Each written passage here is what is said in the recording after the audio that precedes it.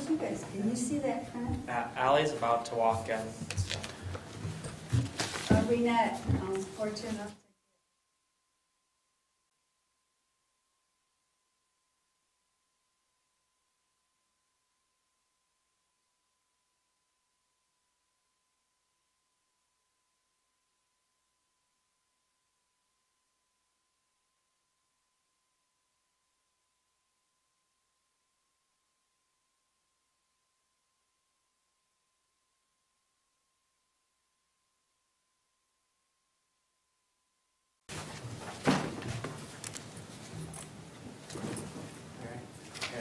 Hi.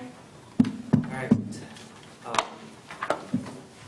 like to call the meeting to order Monday, September 15th, 2025 at 6:02 p.m. If everyone could please stand, face the flag for the Pledge of Allegiance.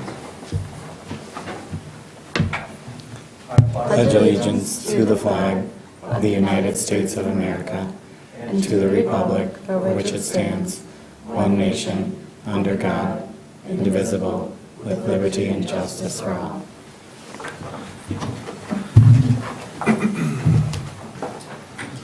Susan, would you be able to do roll call? Sure. Thank you. Hepmer? Here. Stuzinski? Here. Andres? Here. Walsh? Here. LaRose? Here. Layton? Reardon? Here. Thank you. Welcome. All right. Moving on to the agenda, if everyone could please review for any conflicts of interest. If there is none, move to approve the agenda. Did you mean to make approval of the minutes August 18th, not July 21st? Oh. Yes. Okay, so with that correction, I move to approve. Second. All right. Oh, there's a second one. Sorry. And the second correction is Parks Commission meeting, September 15th should be October 20th. Is that correct? Yes, it should. Okay, with those two corrections, I think. All right. What was the date? October 20. 20th. All right. Motion made by LaRose, supported by Reardon, to move forward with the approval of the agenda with two corrections. Approval of the minutes from July 18th, 2025, and the next Parks Commission meeting being October 20th, 2025. All in favor? Aye. Any opposed? All right, motion passed. All right, moving on to public comment. All right. No public comment at this time. Correspondences. We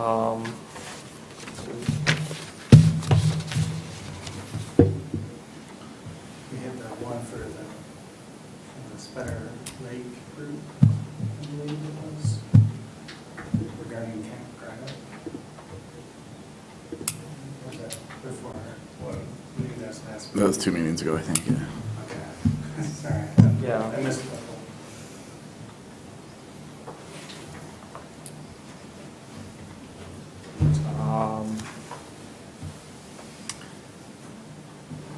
No, I think that there was one, or concerns with new park ideas in Forest Lakes area, from Brian, September 2nd.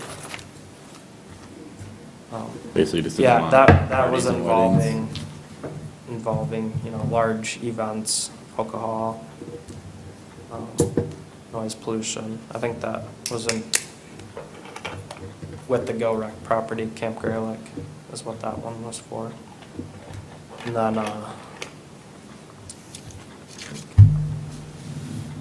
there's an email from Beth, about a settlement of application approval fee. Oh, that's a spam warning. Oh, yeah, so Yeah. spam warning one. So be aware of spams, and they look legit nowadays. Oh, yeah, the AI one? Yeah. That typed it up for her. Yep. And I think that was everything. And online trainings are due tomorrow. I keep getting those automated messages. I'll do them tonight. Okay. All right, moving on to reports. Garrison, could you please give us a treasurer's report?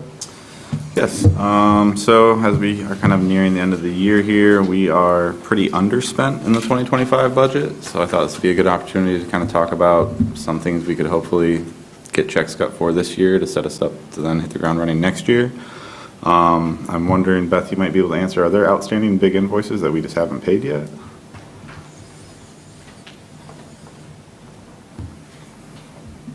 So in taking a look at this, I would say that there is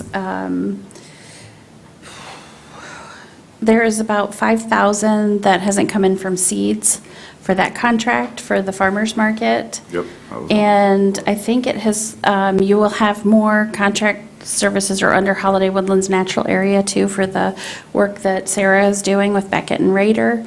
That will come in, that's usually a couple, like 8 weeks delayed from when the work is done.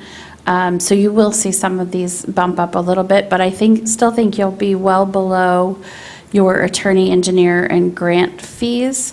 Though Wade Trim has been starting to do a big bulk of work on the projects that you had in that line item. So you'll should still be under them, but they will come up a bit from where they're at. And when do we usually pay Tart Trail for the maintenance? That $5,000's untouched. So they didn't bill us for last year, and I'm not entirely sure why. I usually don't ask questions and things like that. But they usually bill us, I think we're in September. I think they usually bill us by like late spring, early summer for the previous year. So I think it was in 2024, you can see that they did not invoice us. Right, yeah. And I haven't seen one yet for this year. Okay. For the Gens Park 5,000, have we paid for that bench yet?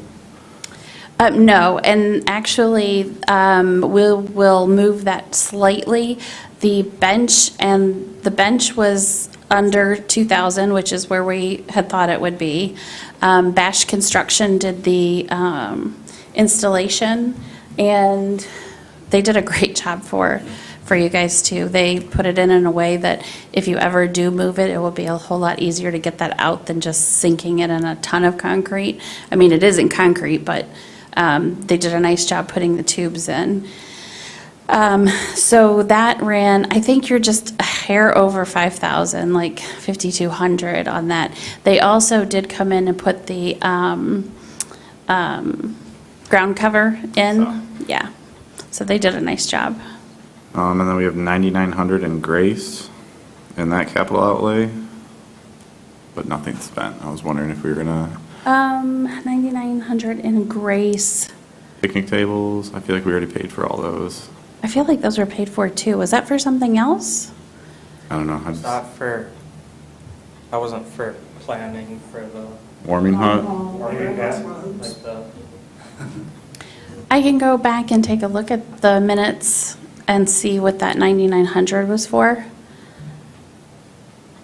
And Sam and I can go back and take a look and see. I don't think it wouldn't have been for the consulting because we put that in the Right. 801 line item. It would have been for something expenditure out there, but gosh, I'm having trouble thinking what that would be because you can see the end balance for December of '24. And that has your tables and such in there. So we'll go back and take a look and see. That was an amended budget item, so we'll be able to spot that pretty easily. So we have, I mean, this report shows almost 78,000 unspent, but a lot of stuff hasn't come in, but I think there's still a good amount of money that we could spend down. Any ideas? I thought Ideas later tonight. Pine Grove, I know we talked about picnic tables for out there. I'm just thinking of things we can get done before winter. Or new playground equipment, like a new slide or something. The engineering for the dog park, could we pay for that out of this year's budget and then pay for the actual construction out of next year's budget? That was another idea I had. Or Holiday Woodlands, I mean, we can always put some money there towards trash cans at the parking lot, signs. Just trying to remember what condition the little driveway to that parking lot was in. Yeah, I realize Or We probably can't get it paved and everything before winter, but if we could even get it nicer, leveled, and then it's in better shape for when we do go to pave it. Just thinking low hanging fruit where we can spend down money and not waste it. We could use a new little library at Township Hall. I know there's a list of 2 other little libraries. on the list, Yeah, it said but Arbutus this 5 was one getting a could- new one. And this one does get used on the weekends. I've watched that. Yep, so you'll see under little libraries, you do have 2,000 Mhm. available, and when you go to look in your budget, you'll show the 2,000 for being spent in the projected year end. And so that is getting the little library for, replaced for Pine Grove and for the Township Hall. Oh, it was for the Township Hall. Because we did Arbutus, Jen. Jens, Grace. I'm sorry, maybe that was Killingsworth. Yeah. It was for Killingsworth and Pine Grove that we were ordering those. Right, I didn't see one for the hall. We can do one for the hall too. That would probably come out of the township budget. And then, let's see, you were asking about something about, the Wade trim. And that's all been added into the attorney engineer grant fees. And Sam will cover that. They are working on both the cornhole and Dog park. pavilion area and the dog park, yeah. Oh, okay, so that pavilion area includes the enclosure and the heaters? Is that what we're talking Well, about? this is For just, grapes? this is just the engineering for it. Yeah, this is just the engineering for it, not the actual expense, not the infrastructure itself. Are we trying to get that done for this season? So I'm kind of still in this thunder here. I mean, I can keep chucking things on. So no, that, you're looking at, for the cornhole, like a 26 construction, so next year. And then the dog park, Sam will talk to you about that. And we have a suggestion for you on that. But the pavilions at the Grace for winter. But they want to do it at the Warm. same, they want to do it at the same time as the cornhole. Right, that's kind of being enveloped into one project together. So we can't do the warming up before winter. Yep. How about the gas fireplace out there? No, that's, you guys, there's so much that goes into, like, putting in the gas fireplace. There's the line, there's the concrete around it, which needs the survey, which needs the engineering, which needs all of that. So there's a lot that goes into that. Some of the things that are easy, so to speak, are like the little libraries, or that little bench swing that we just put at Jen's Park, or some of the Adirondack chairs. One thing that we could still do this year yet is probably like some more, another trash receptacle out at Arbutus. We can do the picnic table for Pine Grove. So those are some of the quick, easy things that we could do in order yet this And year. This was on our desk, so is this is Jen's Park? I'm gonna let- Yes, the lower 2 are the Adirondack chairs that are out there now, and then the new swing. The only difference with the picture on the left with the new swing is that there's now the ground cover underneath that now rather than just sand. What's this on with the red? I will, that's, we're kind of jumping into the staff report at this point, but yeah. We'll talk later about that. But I'm targeting these chairs. Now, I think these are these the Polywood? They're called Polywood? Oh, my word, these are wonderful chairs. So Very good nice. choice there, whoever picked them They're in a up. perfect spot for sunset too. So we could add a few of those also, as long as they don't get stolen. Those ones are locked. Pine Grove, maybe, because they're like $400 or $500 each. And I see these are the curved back ones, but can we add I some mean, more I of think you could these? add more to Jen's Park if you went with their used well there, I bet. and you could add some over to the other side. I feel like And they pic- make them with rocking chairs too. I feel like the picnic tables make more sense for Pine Grove to me than chairs. Just so you can eat and you can have like a whole family around one. Well, how about parents sitting They could sit out in. or pave a little place and put a couple rocking chairs out there? I don't know, that would take up some of our money. And they're lifetime warranty and they're very good chairs. Yeah, they're nice. All right, that's, We could maybe talk about some of this year's spending in the Yeah, I don't 2026 know. My main budget. concern was spending down Yeah. this money, Right. it's a lot. And yeah, picnic tables and stuff like that, seems like things we can do before year end, and it sounds like Wade Trim will invoice us before end of year for all the plans they're doing right now. Yeah, they have an invoice into January, February, and we backdate it Sure. for the work that's done this Sure. year. Okay, I'm off my soapbox. Thank you, Garrison. We can move on to the staff report. Sam, I'm sure. Yeah, that top image is just showing the approximate location of a new sign that we ordered for Arbutus number 5. It'll hold the rules on it. It'll be similar to the construction of the one that's at Grace, just not triangular shaped. It'll just be one panel with the rules on it. And then, sorry, I had to adjust, Do you have I a had to, question on that or no? yeah. Yeah. Who decided to put that there, right there at that location? That is the area that you're going to walk into when you're trying to access any of that side of the park at this point. So if you're going to the bathrooms, if you're going to the fishing pier, if you're going to the boat launch, other than maybe like if you're walking over to the existing playground at this point, but most of the concentrated access is all to the new improvements in the park. And then you guys could discuss kind of as phase 2 happens, if there's a different location that makes sense. Okay, so the discussion can be discussed, that location. I Where are think it you would be thinking? prudent to put rules up before phase 2 happens, because that won't happen for quite some time, so we can't just leave the poor park with no rules. No, I don't have any problem. I'm not saying they should, or rules should always be posted, so I don't have a problem with that. I'm concerned about the location. In that location to move it more up by the bridge area, just because that view right there, that's such a valued view. And then you got a big sign there. Is that where? And I think, I thought our intent eventually too is to redo all our signs for the parks and make them more like, the counties where they sort of just blend in. But, just like with the tan chairs, they're not sticking out bright, but that's another topic. That location, that does bother me, especially that gorgeous view that we have there.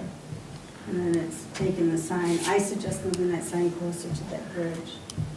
I guess I don't anticipate it blocking anyone's view unless they're just parking right there in the handicap was gonna spot. say, Because the this the little tables corner. and everything that we've installed are on the other side, like that's, but near where the grills are, kind of where we had our meeting when we had the park tour out there, we sat at that table, it's to the other side of that, near the bridge, closer to the bridge, that you walk across to get to the new bathrooms. I'm thinking to my grounds that visually does not look appealing to what that park is, so. This little black corner in the bottom of the picture, that's the first available, the handicap spot of the parking lot, I'm assuming, right? Yeah, that's kind of that first. So I also think that parking lot's usually full of cars, so you're not gonna see anything till you get out of the parking lot. Well, I think currently where it was okay. If anything, move it just 4 feet from that existing site, be the other side of the bridge closer to the water.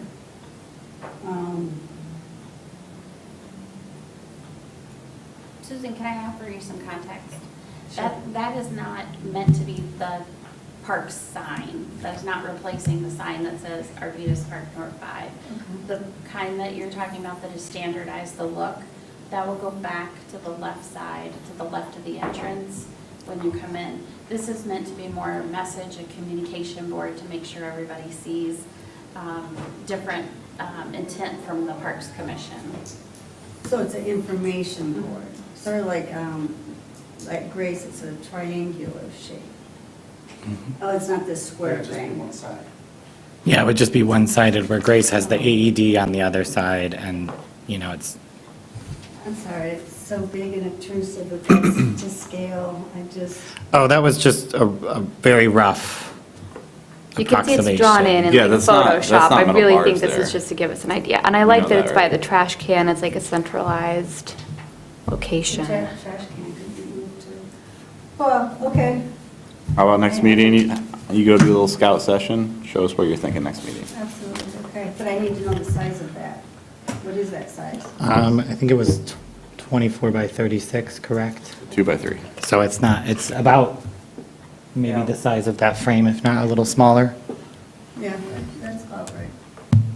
And then with Grace McDonald, we kind of covered the meeting, but some staff met with Wade Trim, and we discussed kind of the different projects that you guys are talking about for the improvements over there.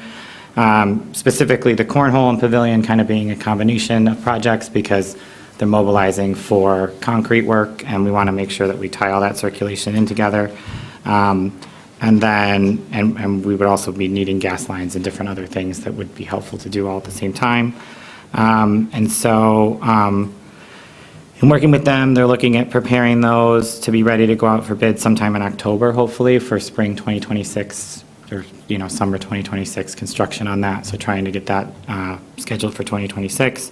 And then we also talked with them about the dog park briefly, and they did the survey out there, and so that's been completed. We were able to kind of talk about some preliminary design ideas with them, and so we'll be presenting that to you guys at a later meeting once they have some time to get those together. And then in talking with them, something that I was curious about, kind of what you guys were thinking about, would be, you guys had also talked about access to the basketball court and kind of replacing that retaining wall there that's kind of not working so great anymore, and maybe including that in kind of an overall access plan of that area and the playground, and kind of as we look at circulation in that park. And so in thinking about kind of how these projects are all happening together, thinking about what your feelings about maybe including that in the discussions about the dog park as well, because we do have that area surveyed already. And then I think that's all I had on, and then farmer's market, but we can talk about that later. I think you had an update on the staff. We do.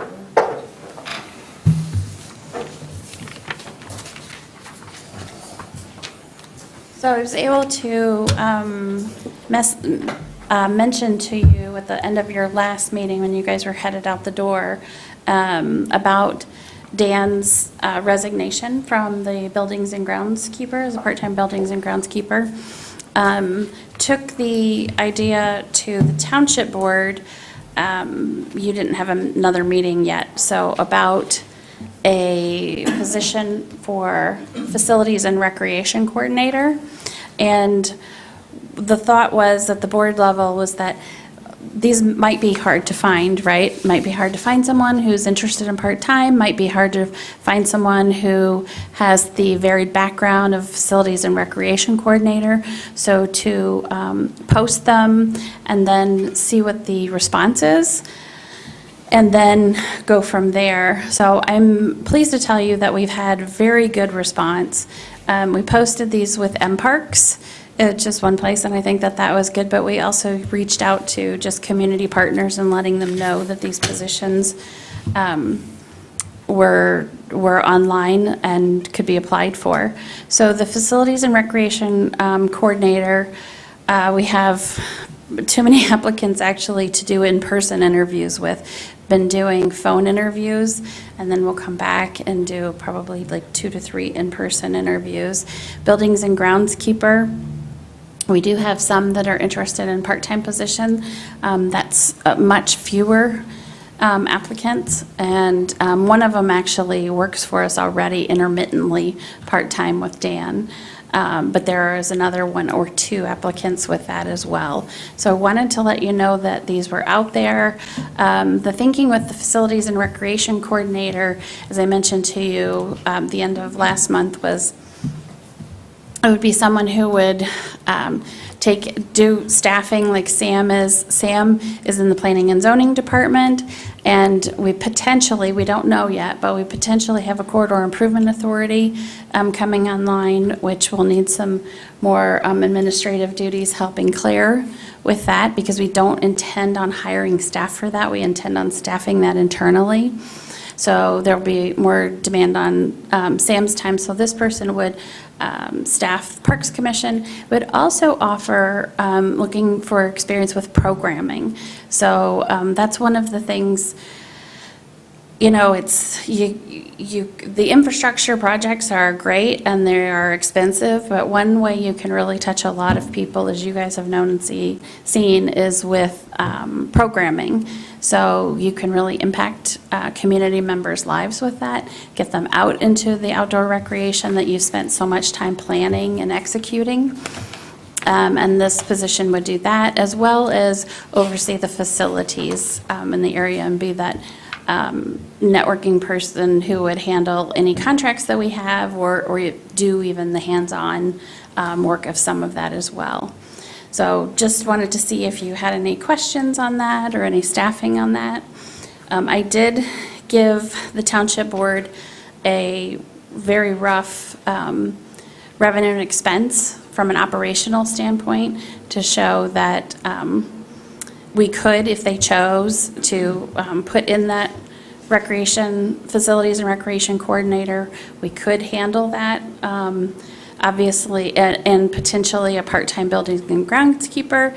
It depends kind of where the Parks Commission would like to go and where the Township Board would like to go. Obviously, as always, you know, less resources expended is better, but we want to make sure that things are done and the parks are well taken care of and so forth. So just wanted to update you on that and see if you had any input on that. What's the total cost of the township for the part-time gig? For the part-time is, I don't have the full township budget in front of me, but it's, gosh, it's not too bad. It's worked out to be about 15 hours a week, I think. It's 15 to, we have it in there about 20 hours a week. So I would say we probably have kept it under, do you have the full budget there? Don't. I'm just curious at what point it's cheaper to do all services and no part-timer versus a part-timer and less service contract. I'm sorry, Garrison, could you repeat that? My thought process is, if this is expensive for a part-timer, does it make more sense to just do the full-timer and then contract out a lot more services and not Yeah. have this part-time position? So the services that we contract out now are probably the ones that we would keep, which is the mowing and the fall and spring cleanup. We also contract out, obviously, the irrigation systems, you know, pulling those on and offline and so forth. We did used to Garbage pickup too, right? Is that subcontracted out, garbage? Well, there's a dumpster out at Grace, and so they take the trash from all the, no, that's done by staff. So we take the trash from all of the parks and take it over to Grace. We were having the bathrooms subcontracted out, although I will say Dan wasn't particularly pleased. The company was great with communications, and their staff that we talked to were super responsive, but we just weren't having the level of care at the site that Dan wanted to see or that we would want to see. So he opted to handle that himself, so that's what we're doing there right now. And then the other one that we were going to go after, this was when we replaced Dan 2 years ago, that we didn't end up doing, was the snow plowing. You'll recall, we went out for that bid. Snow plowing is difficult. Number one, it's very expensive. It's obviously incredibly sensitive to how much snow you're getting, right? And with this being a building where we have a lot of meetings in the evening, you know, somebody can come and plow first thing in the morning, and we'll need them back in the afternoon. So it gets pretty expensive. With the parks, you know, we plow them, and you can let a little bit build before you do, but you really can't hear with the public coming in for a meeting. So instead, we did replace our vehicle and got set up plowing, and we do handle the plowing in-house. Even for the township hall too? Mhm. Okay, so we have a plow and truck. Mhm. Yep, and the applicants that I have talked with, many of them, most of them, are comfortable with the plowing. Okay. I love the consideration of financials. However, I do think that I would love to see a full-time position. I would love to have that like consistent, dedicated support. Not that Sam isn't spectacular, but I just know that like there are so many projects going on, not only like with us. I was sitting down to like get ready for this and think about everything we need to talk about just for the budget, and I was like, whoa, there's a lot. And I really think it would be beneficial for us to have kind of like one person who's not Sam or Beth, that doesn't have their hands in like 26 other pots. I think that would be really great for us, and I think it would move us forward faster. And also, we've seen so much community feedback regarding programming, and we're really teeing up different parks to offer that. So really, I think that if you find the right person, I would love to see a full-time person. So it's sort of be like a unicorn. I mean, they're gonna have. I think we are so lucky. We live in a place where there are so many organizations that offer, that like have, folks that work in capacities, kind of like this. I don't think it's gonna be a unicorn. I think we live in a nice place where there's a lot of folks that are into this sort of thing and have the experience. And can plow Yeah. and clean Mhm. toilets. Just to clarify, I am 100% for this. Oh, yeah, I mean, but I was do doing the like, cost analysis for the part-timer. oh, no, I do love being financially responsible too, so. I think the position would be a full-time facilities, like someone that manages our meetings. Like that's all they're doing, and the programming and kind of overseeing the parks maintenance and whatnot. Well, I thought we were It's only just- going for one or the other. No, No. and then it would We be, could have two. Beth said you could do possibly. Oh, we can we have both? It's what works best for the township, and that's kind of the response Okay. or the feedback I'm looking for is, what do you think works best for the township? I guess, Definitely full-time. yeah, I guess I just thought that it was an either-or situation. I didn't know there was an option on the table to have both, so that would be another reason I was like kind of pushing for full-time. Gosh, 1.5 people would be even better. And, I mean, there's a ton of applicants, so it sounds like, Full-time, you said The full-time you're getting one. more Yes. responses to a full-time position than you are to a part-time, is that right, Beth? And I'm not basing my thoughts on that at all. I'm just looking at what they would be doing. And right now, that's a full-time job, very well explained on a full-time position. They will be very busy, but at least they'd be focused on the parks, zeroed in. So that's the asset of that full-time position. yeah, I'm 100% for full-time. This was the one where I was willing to consider in-house versus contracts. Because I don't want this person to end up having to do this stuff too, the part-time stuff. I think Right. it'd be beneficial to have a part-time kind of building and groundskeeper to help do the certain things that we don't contract out, like the sprinklers and the snow plow and whatnot, similar to what Dan's currently doing. And then if there is an issue at a park where we need someone, we have a person that can quickly go take care of something in the park that needs repair, or the random odds and ends that we can't necessarily contract out. So what is there? There's 2 positions. Right. I'm in favor of What- having a part-time buildings and groundkeeper with the full-time facilities and rec coordinator.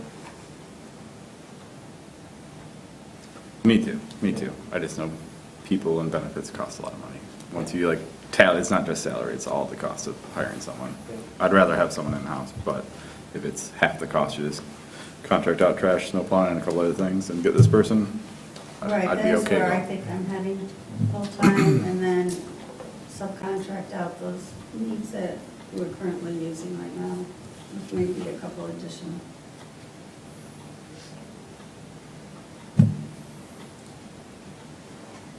Should I say? I I got quiet because I saw this early on and I applied to it, so. that's why For which I one? didn't Oh. have any input on it. oh, Which one? The full-time one. Gotcha. I think it was good. you're hired for that, then you have to leave the board? I don't know what everybody's got yet. Beth, any input there? Yes. I would assume. Well, it sounds good, like you're getting applications for that, so that's wonderful. Okay. Unicorn or not. I appreciate your input. You need anything else from us? Or did you get enough support for? I mean, I have heard your feedback, and I'll take that into account. If you, I haven't specifically isolated which person, because as I mentioned to you, I've been doing phone interviews, and then we'll interview, say, 2 or 3 of the 8, I think it is, or something. So I don't have a recommendation of an exact person for you, but if you have a recommendation for the staffing level you would like to see, I can either take that back, or you could, what do I say, take action recommending that. Okay.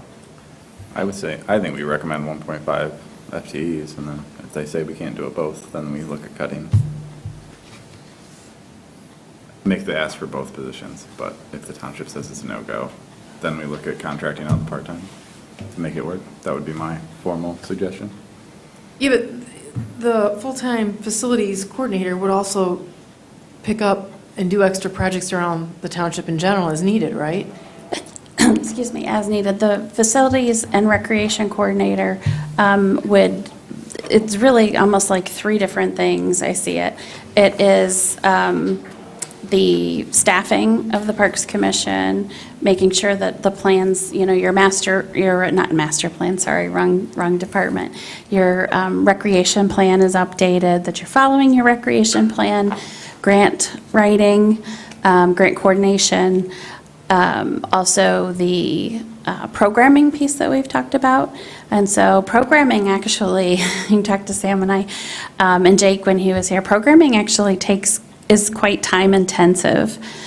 So that would be a piece of it as well. And then there would be that portion of facilities, making sure that our assets are properly, documented, that we have a plan for roofing on a certain schedule, all of those things, and overseeing any RFPs or RFQs that we do related to those. I think that there are several applicants who are comfortable doing, some of the hands-on in the facilities, but maybe not absolutely every part of it. So that's why I was kind of looking for, feedback. Do I really push for like all of that in one person if it doesn't seem like it's going to fit time-wise or expertise-wise, or how do I handle that? So. How about this thought? Go for the full-time and then see how it goes. I mean, we're all sort of speculating right now. And then from there to come back to the board and say, hey, the time allotment for these 3 heads, it's not, feasible. Here's a solution. So one of the applicants for the part-time already currently works for us in the same capacity, just he helps Dan. And so he would be one that we would be looking at, that part-time one. So I don't want to absolutely cut that loose, so to speak, I get if that makes sense. Yeah, it does. So go for both. Yeah, they can always say no, but it'll only help us if we have more manpower. We can get more done. Okay, thank you. Yeah. Thank you. Bill. All right, back to you, Sam. Is there anything else staff-wise? No. Thank you. All right, there is nothing from the geocaching subcommittee, I believe, unless Ryan or Garrison would like to add anything, but. No updates for me. I still haven't found Arbutus 5. No? I haven't been back out yet, but it's on my list. You have it on there? No, both times there's been people hanging out at the table, where it pings where it's close, and I feel like a creepy guy, getting a little too close. I'm like, you enjoy your fishing, I'm just gonna come back later. All right. Moving on to the Food Security Advisory Committee. Yeah, so there's a pretty extensive dive into kind of how that's going in the quarterly report, but kind of on a high level, the Power Produce program, kind of on that programming front, is doing really well. We have about 7 to 9 kids that show up each time, plus we get a few kind of stragglers that just kind of, Like me. or like, people that just kind of pop in, and even some people that have brought their grandparents and stuff. And so it's just like, it's just fun to see all the different people that come out to do that and just like either happen upon it or come out on purpose. And the farmer's market will go until October 2nd. The Food Security Advisory Committee's next meeting is October 22nd at 6:30 here at the Township Hall. Perfect, thank you. Well, this, are we going to touch a little bit on this quarterly report later? Yeah. 9E.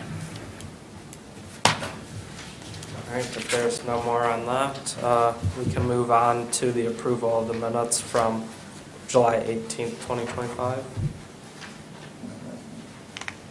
I make a motion to approve the minutes as presented for August 18th, 2025. Second? Support? Here, sorry. Each of you. It was a quick one. All right. Motion made by LaRose to approve the minutes from August 18th, 2025, supported by Reardon. All in favor? Any opposed? All right, motion passed.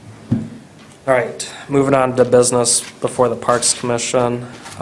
Safe routes to school and the 3-mile trail update. I believe Claire's got some stuff for us. Good evening. Good to see everyone. So I know none of this is completely new information to you, but we did want to just take the opportunity, just because there's a lot of moving pieces with the Safe Routes to School and the 3-mile trail, and we've secured funding for the new East Bay Corners Civic Plaza. So she's got a lot of kind of projects going, so we wanted to take that opportunity to give you a quick update. So you'll see in the first page of the packet, we have the updated 3-mile trail map. So pretty similar to what you've been seeing. We've made a few adjustments with the 3-mile trail. That's what you see in orange coming down from South Airport down to Hammond.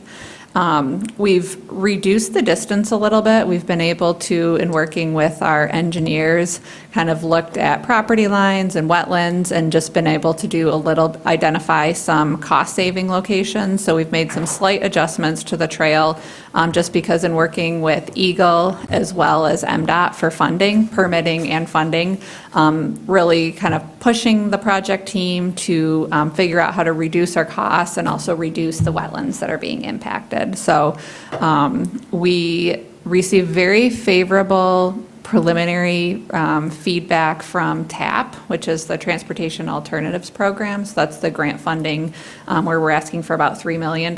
So we haven't heard back yet, but they did provide some favorable feedback for us on that.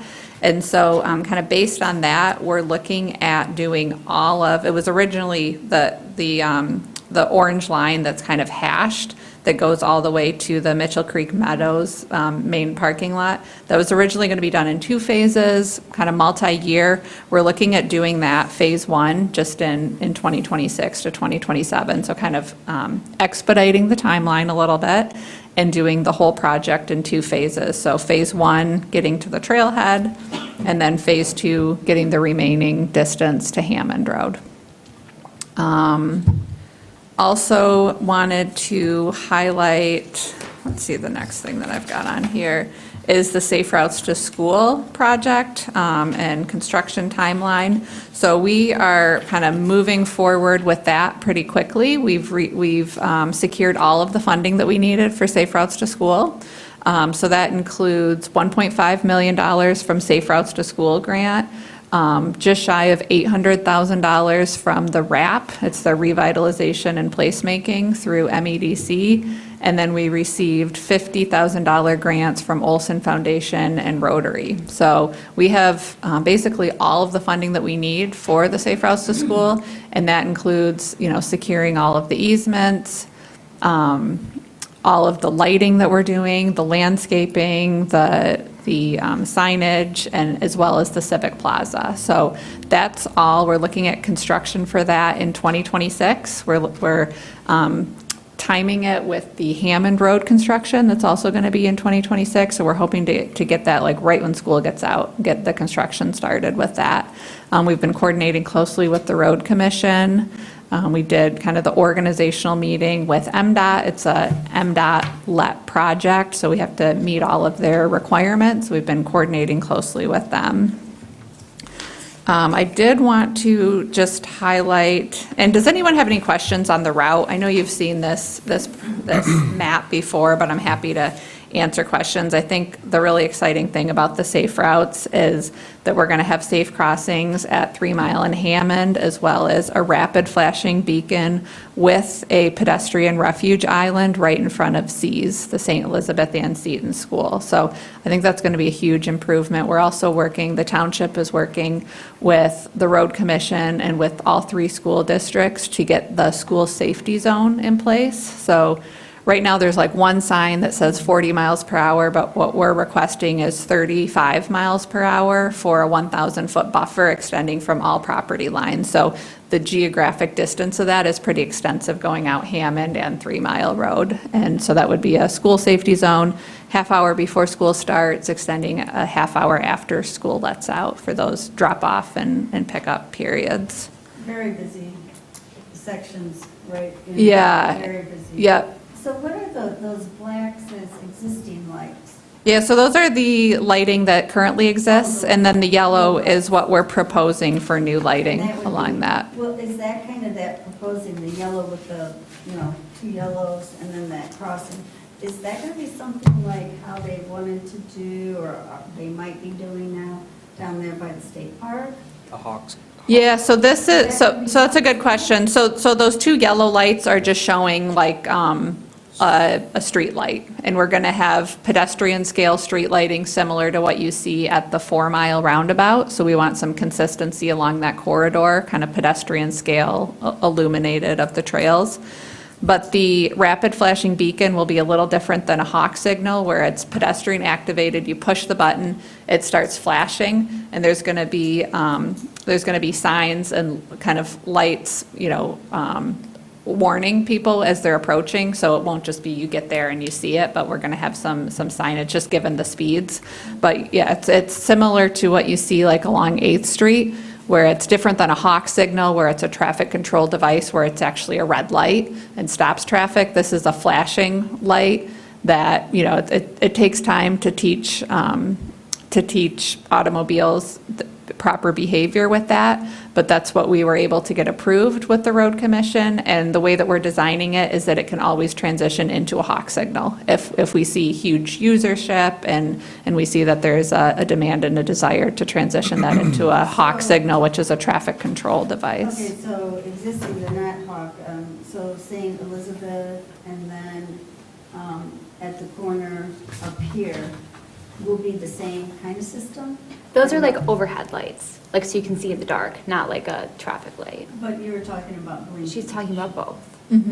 Yeah. Right. But the existing light symbol that you're looking at. I think I'm talking what she's talking about is the 4 little yellow pedestrian. Oh, yeah, the 4 little yellow pedestrian, that's just like your standard signalized intersection. We're going to have ADA ramps, push button. Okay. So it'll be basically what we have now, but just much more pedestrian friendly, ADA accessible. We're getting rid of the guardrail that's right by the red schoolhouse and putting in, ramps, and it's going to be nice. It's exciting. And how slow it down.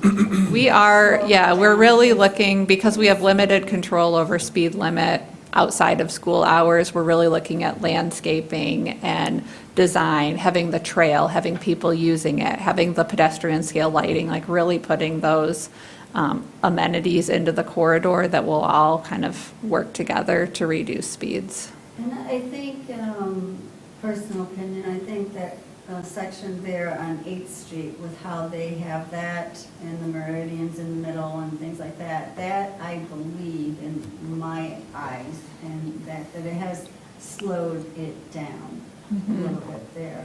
But, yeah, it's doable here, and especially with, bike paths and that's starting to come in this corner, so hopefully eventually everyone will get in that it's not 65 through the signal. Yeah, we're hoping, I mean, our land use and our zoning right here is very kind of neighborhood center, Yes. commercial focused, multimodal, so we're hoping to kind of work within that transportation system to transition that as well, It'd so be it's nice. consistent with the land You'll use. be seeing more people maybe walking or biking. that kind of I thing think we along will, the I mean, just with the growth I in do too. population, the new residential developments, as well as the new And even infrastructure. further Pass down supply is my Yeah, opinion. well, yeah, that's future phase. Did you say this is, the goal is to have this trail laid out in 2026? We have it all engineered, designed, ready to go. It will be, yeah, it will, construction will be 2026. Do we know, We haven't, maintenance plan already? we are working on that. We'll have to probably. Ye- amend our budget. Yep, exactly. Yep, so that has been built into the budget. The township is a part of receiving the Safe Routes to School grant funding required to do year-round maintenance, and that's also what's planned with 3 Mile. And we have funding set aside for the 3 Mile year-round maintenance, so that'll be kind of all coordinated and, yeah. Out of curiosity, you talked about like with all the housing development, like Alta Vista and Headwaters, like, are we able, when they're building all these things, like, hey, can you build the sidewalk to connect to all this stuff we're already doing? Yeah. Is that Yes, something? yes, we require that in our ordinance. Okay. But that's new. Okay, so So Alta it, Vista is already done? yeah, I mean, previously, we required it in certain districts, not all districts, but with the new ordinance, any new, like, for example, it was previously Brigantine, but now it's Live East Bay, right over at 4 Mile in Hammond. And that was one thing that I wanted to mention with the trail expansion, is that that's a brownfield project, and so there's funding for public infrastructure that will be reimbursed to the developer and in exchange, they're providing workforce housing. 20% of that development is affordable workforce units. Also, the township built into that brownfield plan, extending the Safe Routes to School trail, basically from where it ends right here at Chartwell, all the way to where it picks up, where the private developer has already built the trail. So this is a really cool opportunity where the township is able to use the brownfield funds, pay for it and then get reimbursed through the brownfield plan. And we'll be able to have the trail going all the way connecting to the new private development. We're also doing that similarly. Crimson is a new 240-unit development where the township plans to build into that brownfield plan, which we're looking to have that approved hopefully at the next, at the October county board meeting, but we're planning to set aside, I think just shy of $300,000, where we'll extend the trail all the way to the Mitchell Creek, the Land Conservancy entrance, and have a safe crossing there to get people over to the 3 Mile trail. So that's been a really nice opportunity where not only are we requiring them to build trail in front of their right-of-way, which they're already doing as a part of the approval, but we can also build into the brownfield plan those connections between their new segment with what's already existing. Because oftentimes, you'll see a new development goes in and it's a trail to nowhere. And, you kind of laugh because you're like, oh, why did they put that there? But you It's like kind of that need, sidewalk out here. you need to do that because it's like incremental and as properties redevelop, it provides that opportunity to connect properties. Yeah, that Mitchell Creek Natural Sanctuary, they have a pathway in through there, but it looks kind of spooky. Oh, it's really nice. It's a Oh, nice is it? pathway. I highly It's recommend really- it. Yeah. It's got- The Conservancy builds much more narrow paths just for, wetland preservation and the intent of use is a little different. So the pathway through their property for the 3 Mile trail will be, 12 feet wide and a little bit different, Yeah, okay. paved for, more intended for cyclists. So moving ahead to the Civic Plaza, this was a really cool opportunity where when the True North gas station was redeveloped, they did offer to provide the township with a easement to, because they're using, a pretty small chunk of the property. A lot of it is wetland, undevelopable. There's a utility easement that goes through the property. So they are providing an easement for the township to develop this civic plaza. And so we're really excited about this opportunity. We've been working with TART to do art on the TART. So I know, Susan, you worked with TART a little bit on the trail along Parsons. So we're going to have art installation. We're working with the Land Conservancy to do some educational signage, wetlands, green infrastructure, rain gardens. We've got some really nice amenities. We've got bike racks, fix-it stations, picnic tables, some nice landscaping. So we're excited about this opportunity to have like a civic gathering space for the community. It's, proximity to the schools, to the library, to the trail. Norte anticipates using it for, gathering, and I think it could be just a really flexible space in a kind of town center that we're working to create where there isn't otherwise. And where would that be located right there? So do you know where the car wash is? Yes. This is the car wash right here. So it's right next to the car wash at the True North gas station. Sort Right. of upside down like that, right? Yeah, so this is Hammond Road right here. Yep, okay. And then we've got Beckett and Rader is assisting us with designing the Civic Plaza, but we've got this conceptual rendering too that was kind of a quick just sketch of what it could look like that we used for the grant application, but it's being refined, and we're working with Beckett and Rader right now to put that together. So, Yeah, I remember doing that art installation or whatever, Asian. There was quite an interesting artist that his art was very functional. So it was part of like a seat or a chair or covering, umbrella type things. So it'll be interesting to see where that goes or directs, on that yeah. plaza here. Nice. Yeah, I like some of the functional art along the Parsons, the trail along Parsons is cool. Oh, that's exciting. Okay. Well, thank you. Just wanted to provide a quick update. Thank you, Claire. Thank you. Thank you. Thank you. Oh, yeah, it shows right here on this one, too. So, looks like there's a possible motion here. No. I don't think so. Oh, Holiday. Holiday Woodlands is next, but no. It was just supposed to be an update. My bad. I got you, Sue. I'm just flipping through Oh, pages. can, I printed some, can you throw some 11 by 17 in the printer and hit OK? And then they can, I printed off the plan.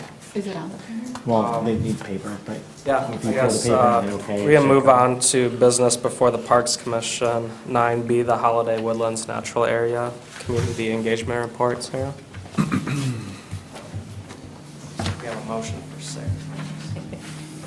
Well, thanks for having me back. Welcome back. Hi, Sarah. Sarah Capriva, Beckett and Rader, here to just kind of do the final wrap-up on the Holiday Woodlands Community Engagement Report. So if you recall, we started on this maybe about a year ago now, probably a little bit over that. We received a seeds grant from Rotary to help do some community engagement. And so we established kind of a working group of neighbors to the property, other interested individuals. We worked with the Mountain Bike Association, Mount Holiday, those different neighbors, essentially, Mount Holiday is, but other interested parties that may have used the property in the past or have talked about it. So we had that working group. We did a survey that went out. We got input on it and kind of provided the basis for what we created the initial plan for the property. And so we looked at it just as a concept plan, these are some ideas, put it on the map. We met with the working group again and refined that plan and came up with one concept plan in the end. And then you'll recall earlier this year, we had an open house out here where we received some more input. Again, people commented on that plan. They provided input on different topics that we had available, and then we're kind of here at the end. So this report, the intent of this report is to put out all of that information into one spot so that you can continue to move forward and use it. We've already had, Claire and I met out even at the site, kind of walked some of the trails and talked about the location of where some of those trails may be. And again, that's, we had a concept plan, so obviously, once we get out there and we're looking at designing trails, they may move from that location on the map, but kind of the intent of that is to have some sort of a looping trail on that property. We're looking for all different types of users on it, so opening it for hiking and mountain bikes and cross-country skiing, those types of opportunities. And that's all based on the design of the trail too. So having it open and available for all the neighbors, anybody that would come to the site, and then also looking at connectivity with Mount Holiday, the Ridge property, which is right across the road. That's a new addition that's kind of still, happening, and they're getting ready to create plans and trails for that as well. And then looking at connections with the TART Trail. So lots going on in this area in general. But you'll see in the report that's in your packet. It's pretty quick read on it, but just providing you kind of some action steps to move forward, some short-term items such as, procedures for people to report if there's something on the trail that needs to be fixed, something like that. Also looking at doing rules and formalizing some entrances to Holiday Woodlands. You'll see on the map, there's a lot of different locations that are either formal or informal currently, where individuals are either parking or they're walking in from the neighborhood, but kind of formalizing some entrances with some signage as well. And then moving into some of the larger items, such as, a paved parking area that potentially will be located somewhere else, a little bit north of where you currently get access on that. We always call it, the road to nowhere. That's right up in there. That has a name, but, formalizing a parking area, working on designing and constructing these trails, and then some wayfinding. One of the items that's on the longer term here is delineating the property lines. That's just a larger project, costs more money, but definitely something in the process that we're looking to have done there. We did, if you'll recall, submit 2 grants for this property to the trust fund. Well, one's to the trust fund and one's for a passport grant to help in these various portions of the project to keep it moving forward for that. So I'm kind of just here to say all of that. That's written in the report. Get any feedback, any surprises, anything that needs to be changed in the report or updated, anything that's not clear. Yeah, I guess I never noticed Holiday Village Court before, but it's private land up until the road ends, and then we could do a parking lot right there? There's been some discussions with some of the property owners that are right in that area of coming up with a plan for some parking. Worst case scenario could be something that ends up coming in onto the property for Holiday Woodlands, but then also there might be some potential to keep the parking lot out of Holiday Woodlands, but provide access. Being that it's a private road, we need to get that permission to have access. Sure. No, I don't know that it, technically right now, Holiday Woodlands, is one of those property owners that legally has access to Holiday, or to that court property. So even just working through some of that technicality. I know the survey said most people are just walking, just everyone out of their backyards, or is there kind of makeshift trail entrances from neighborhoods that we could do some quick little improvements to? There are, there's a little bit of everything. Okay. It really has been one of those properties that, there's some more formal where you have the parking area right now that you can get into, and there's a couple of road ends that are more formal versus other that either you don't know because they are that informal. Like coming in off of Mount Holiday property, they welcome the people to be able to walk through and access there, but you really don't know that it's there unless you've somehow stumbled across it or looked at a map and saw how property lines come together. So a little bit of everything. formalizing what we already have and then potentially adding to that in a more formal process. Is there any low-hanging fruit that we could purchase with this year's budget? Even if it's just a trash can at the current parking lot or something like that? Well, and that may be something that you could, something that would be able to be moved, moved for trash cans. I think that with the trash, specifically to trash is kind of, and this is probably a bigger philosophy, is, like, if you put trash there, you have to empty it versus, Right. carry in, carry out type of thing. Okay. For that, so just to think through some of that before you go all the way down that path. Good point, thank you. Some things that I just want to state is the ADA accessibility was regarded as the greatest weakness. And, that is like one of our priorities for the parks. And I don't know, I don't have the answer, but if that could be somehow accentuated, that there is for those in need or wheelchairs or whatever, that somehow we're a lot better at doing it, because we're still working on doing all the parks, get them to ADA. And that should be our first priority, I feel. But again, that's what it sort of said on that survey, and that was on page 18. A lot of the terrain just won't allow for it. I know, but isn't there something out there? There I are mean, there's some research. properties that have like a shorter loop that, because, you're right, this is extraordinarily hilly property. But, when we get to the trail design section of this project, like, I'm sure we could ask them to take a look for an option for a shorter loop that doesn't have so much Absolutely. elevation I mean, change. this is the year 2025. There's got to be places in the world somewhere that is out there. And I know the terrain, and I'm not saying every trail to be that, but to specifically make something for those that have those needs, they can go there. And it's a good one. There's a gravel trail in that blue, That was one of my questions. so maybe that could be. I wasn't sure what that gravel trail.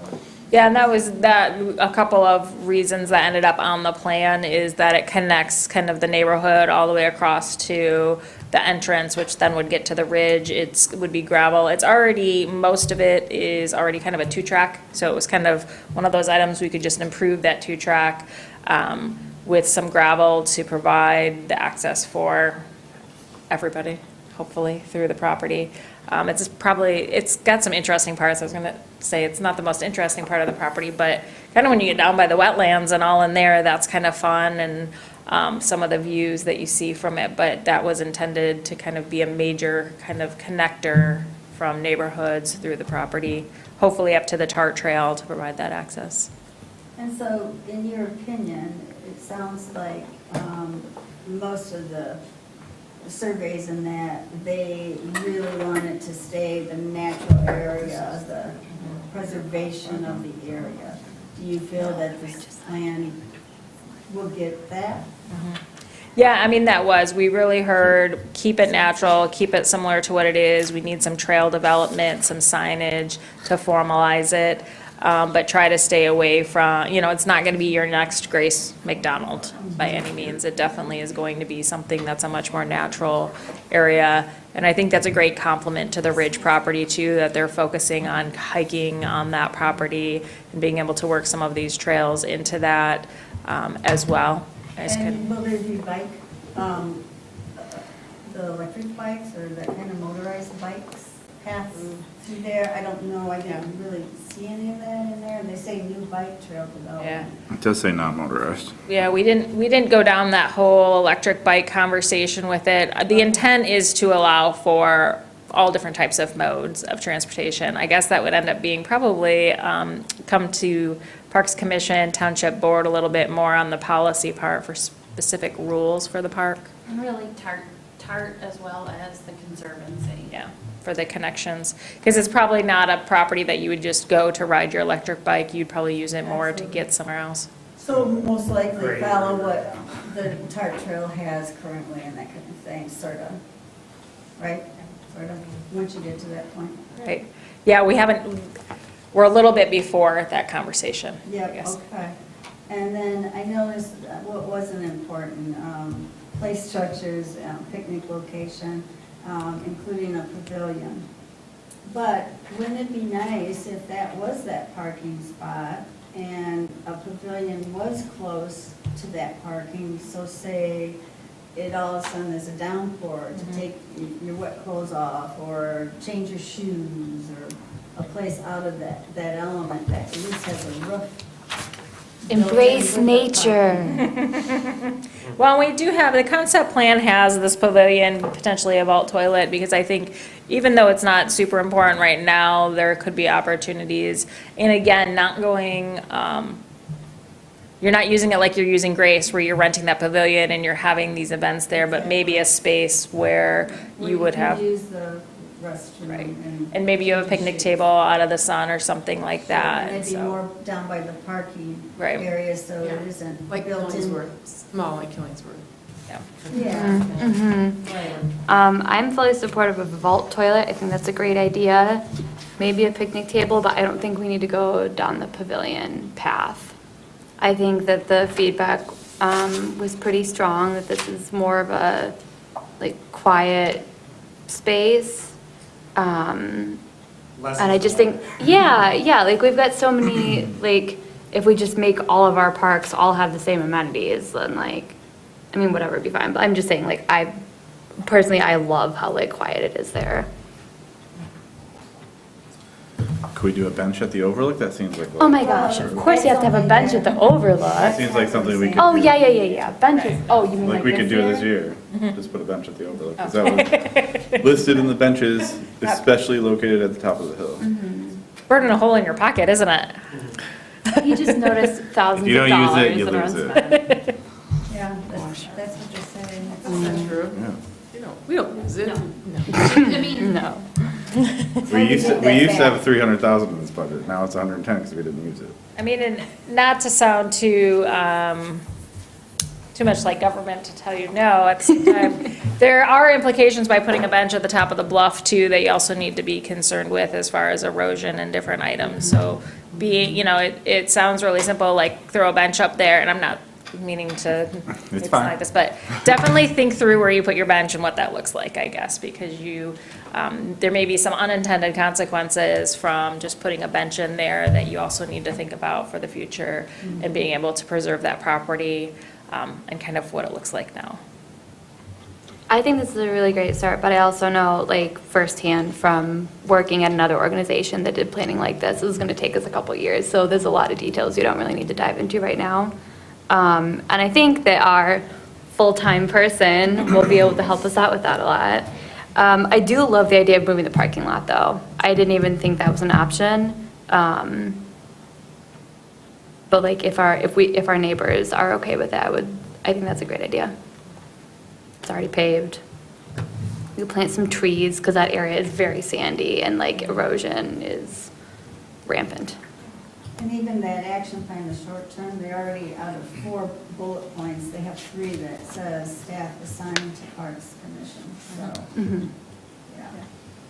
And you'll definitely have more conversations. So the grant and the kind of the outcome of this was, let's get the community input, let's see what everybody wants there, and then the Parks Commission, you can take it from there to figure out exactly what that looks like, which steps are next, and how to move it forward through budgeting. And then I'm sure that some of this will even end up in your next 5-year parks plan as well for next phases. Some of those larger items, will end up in there. But, it was a recent park addition to the township, and just seeing, okay, is natural good? Everybody's feeling good with that, or do we need to go a different direction?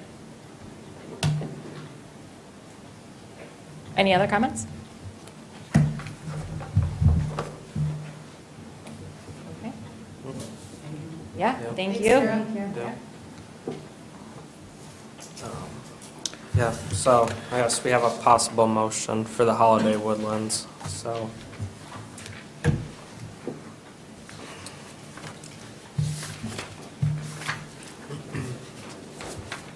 I'll move to approve the Holiday Woodlands Natural Area Report as described, presented, and discussed. Support. Right. Motion made by Walsh, supported by Endress to move to approve the Holiday Woodlands Natural Area Report and as described, presented, and discussed. All in favor? Aye. Any opposed? All right, motion passed. Thank you. Thanks, Sarah. Good seeing you. Hey, Sarah?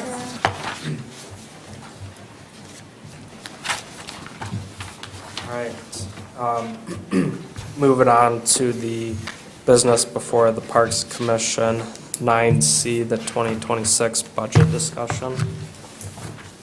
So, we need to start planning for next year's budget.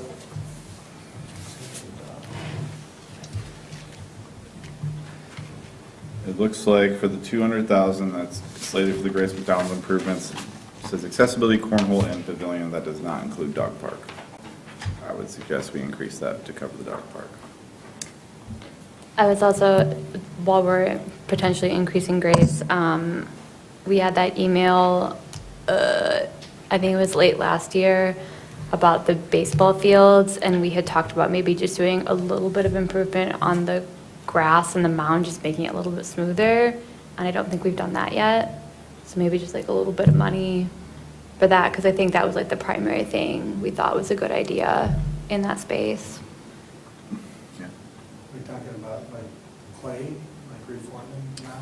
No, not the mound really. It's just that like the field, like the actual field itself was like really lumpity bumpity and the grass was kind of meh. So, you know, tripping hazard, not visually appealing. Yeah, I'm not against that. I'd love to at least I've know how never much that set- would cost, I've I never guess. set foot on it. Yeah. The rough estimate for the dog park was like 100 and how much? 20? For the dog park? No. I thought we had a ballpark, yeah. Didn't we ask, did we ask for that? Have they? 'Cause I remember we were gotten us yet? thinking like under 50 and then the number came out closer to 100 and we were all kind of like, whoa. For the dog park? I don't think we've, I think we were just. This is before they even did the survey. This is before they even did the survey. I'd have to I think look, we were just talking about. but I don't think so. In the meeting though. Okay. Throw numbers out. I don't know if we were actually talking about. Didn't you guys do a Real motion numbers. in July to ask for a more formal quote? That's what they're working on. Oh, okay, so we, Survey. They surveyed it and they're doing plans right now. Currently have the surveying done, so they're still in the planning. Because we haven't seen even the survey. when might, did they give any indication of when they might be done with that? The survey? survey? The survey's been Survey's done. I completed. had to survey the. Oh, the, The design plans. I was thinking yeah, like engineer. the quote, like how much the work would cost or the plan. I'd have to go back, but they had a rough timeline. I think it was like 3 months roughly Okay. from. Sorry, I missed July, so I'm a little bit like, Does anyone know how the pickleball courts are right now? As far as they're fine, they need touching up, repairs? Anyone know? They looked That could be okay at game something night to that me, we but could spend money on. The other one is. I was thinking Pine Grove. is if we wanna Pine do- Grove. Yeah, if you want to do pickleball, I'd rather spend it on Pine Grove. Just because there's no pickleball there versus, it's And that- serviceable That's grace. probably 20,000-30,000 right there. I haven't heard any feedback on the pickleball, but, yeah, absolutely. I think that Pine Grove is definitely something you guys could look at. So, it might be more helpful to go through it maybe one by one and kind of look at kind of where we're at. You guys are jumping around a lot, and I'm trying to take notes and keep track of what you're saying. A lot of these are pretty consistent. You'll kind of see across the board where, board meeting fees, that's something that just covers, your typical meetings that you have every year. And then we factor some in for additional and special meetings. There's some payroll expenses, and then the supplies and budget for the food, for any supplies for the Parks Commission, but then also the food security. Those are all, again, very similar to what you guys had last year. The next line down where there's some money is the attorneys, engineers, and grants fees. So that was proposed to think through kind of some of these projects you guys have on deck coming up here. And then as far as like planning and engineering the dog park and some of those things that may go into next year.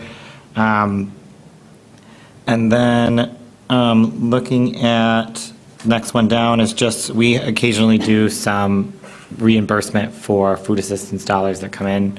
But those are a one in, one out type of exchange where they are coming in from the SNAP program and being distributed back to the farmers. Is that the food security incubator refund? Yes, that's where that money kind of comes in and out of as an account, but that's not something that you guys are necessarily paying for. It's just something that we do throughout the year for that. And then the TART trail agreement for the maintenance of the trails. And then if you look down kind of in these notes down here, there's also some notations about the ways that those break out. So you'll kind of see maybe 4 of those blue boxes down, the little libraries for Pine Grove and Killingsworth being replaced. Then you have another breakdown of kind of the dog park, Arbutus number 5, kind of what those engineering and planning fees could kind of look like. And then an extra little bit for kind of general planning that you guys may need. And then looking at, you also have some money in there for Grace McDonald Park, $200,000 to do some of the improvements that you're planning to do with all the plans that we're getting together right now. And I think there's something on. There's 20 grand in Pine Grove.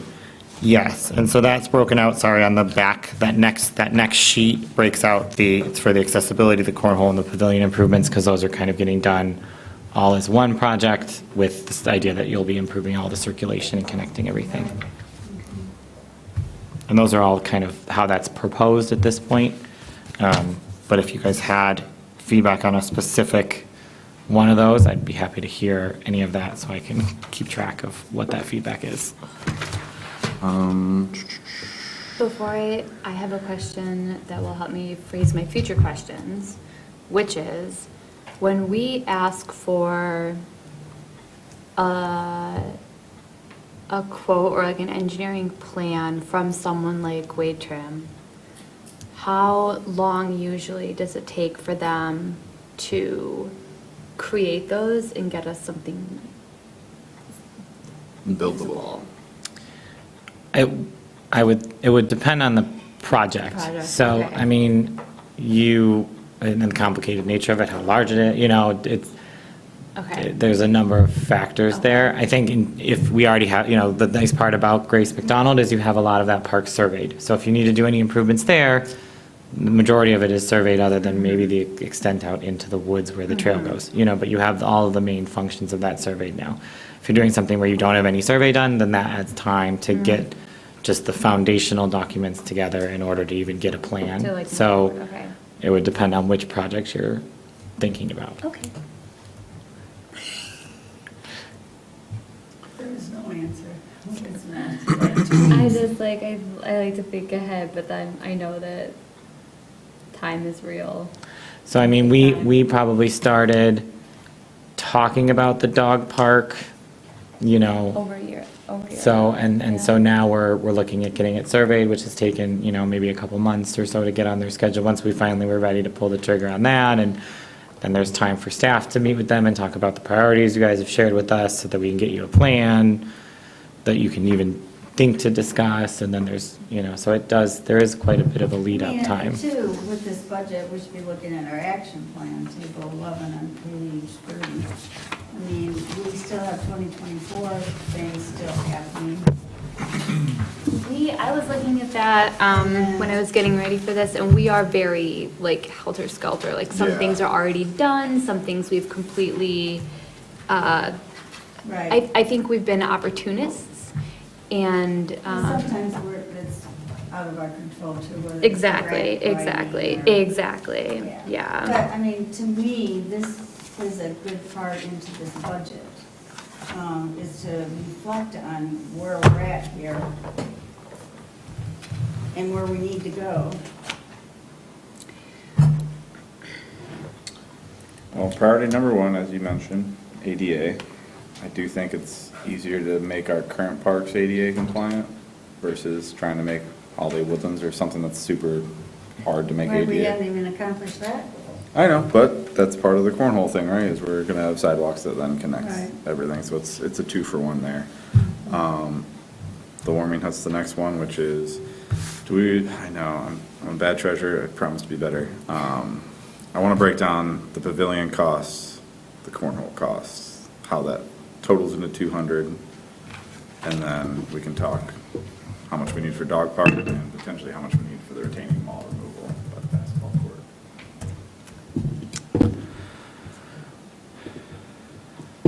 Those would be- You think Pulling we're, up the, you're, just in 2026, I don't know if we'll be able to do all three of those. Well, with The exact with the rates. mobilization cost, I realize the dog park's not super close to all that, but I was thinking dog park was probably going to be somewhere in 2027 because you'll be potentially able to construct the pavilion and cornhole in the springtime. Then you have the park being able to be used during the high volume time. And then, looking at kind of another improvement maybe in the spring of that. And I guess I don't anticipate those both being done at this, like, you want to construct the one while you have plans and you're ready to go with it. Right. I don't think holding it up for the dog park and the potential, like, I think it gives you a little more time to plan the dog park and the basketball, kind of how that works together as a second phase. I hear you. I just don't want to spend 20 grand on the dog park designs and have them get shelved, and then we circle back to this in 5 years. What about that dog park? Exactly. Yeah. Exactly. Right. I don't know that would happen as long as we get the plans, because we've been hammering some of the plans that have been out there As long as for. it doesn't turn into a $500,000 dog park. I don't think that'll happen. I think that the holdup for a lot of our projects is just funding sources. Because we've got the grant, the plans, and we've even got the phase 1 of the community garden, we just have to find the money for it. Anyways, sorry. I know. Talking about Grace. I think we have a better chance of getting general fund dollars if we have a plan and say we want to take action. But obviously, Sam, being realistic, yes, I know. We probably can't do 4 projects in one park in 1 year. Yeah. I think maybe it might be best just to tidy up on some things that was started and just have a goal to complete, like did you just say that Grace McDonald, the warming hut, maybe get that completed in the spring of 2026, right? Mhm. So that's a given, so that's good. Mhm. Good. And we think 200,000 is enough for that? I do not. I don't, because that's the cornhole, that's the warming hut, that's When the did they give cycling. us a revised quote for both of those things? And now we're gonna add the baseball diamond to it?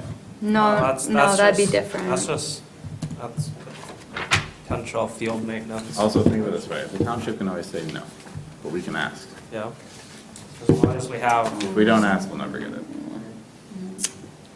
which we just have to have plans and numbers to then ask for the money, and then we can rework the money for when those projects are ready, as long as we have a plan.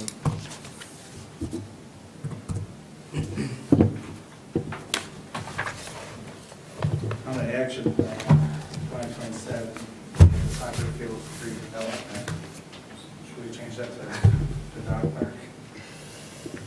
Right, Yeah, like now that's that the we- thing, now is that that we we're are paying kind of for it. here and there, because established farmers market wasn't slated until next year, but we've already had 2 successful summers on it, so.